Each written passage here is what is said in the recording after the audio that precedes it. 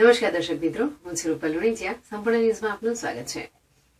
બનાસકાંઠા જિલ્લામાં છેલ્લા કેટલાય સમયથી ડ્રિંક એન્ડ ડ્રાઈવ સહિતના ટ્રાફિકના નિયમોનો ભંગ થઈ રહ્યો છે. ત્યારે બનાસકાંઠા પોલીસ અને આરટીઓ દ્વારા આવા વાહન ચાલકો સામે કડક વલણ દાખવી 160 જેટલા ડ્રાઇવિંગ લાયસન્સ સસ્પેન્ડ કરી દીધા છે. ડ્રિંક એન્ડ ડ્રાઈવ અને અન્ય બેદરકારીને લઈ આરટીઓ અધિકારીએ લાયસન્સ સસ્પેન્ડ કરી દેતા વાહન ચાલકોમાં ફફડાટ વ્યાપ્યો છે. બનાસકાંઠા જિલ્લામાં વાહન ચલાવવાના નિયમોનું પાલન કરનારા લોકોને વાહન ચલાવવા લાયસન્સ ફાળવતા હોય છે. પરંતુ ડ્રાઇવિંગ લાયસન્સ મળ્યા બાદ અનેક વાહન ચાલકો આ ડ્રાઇવિંગ લાયસન્સનો દુરુપયોગ કરી વાહન ચલાવવાના નિયમોના ધજાગરા ઉડાડતા હોય છે.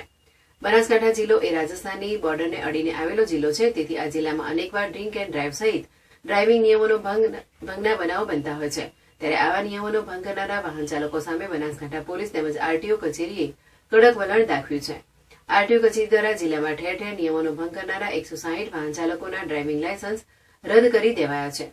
આરટીઓ અધિકારીએ પણ વાહન ચાલકોને અપીલ કરી છે કે ડ્રિંક એન્ડ ડ્રાઈવ એટલે કે દારૂ પીને વાહન ચલાવવું નહીં, અકસ્માતો ન થાય તેની કાળજી રાખી અને વાહન ચાલકોને આરટીઓ અને ટ્રાફિકના નિયમોનું પાલન કરવાની પણ સલાહ આપી છે, જેથી ભવિષ્યમાં પણ આવા વાહન ચાલકોના લાયસન્સ સસ્પેન્ડ ન થાય.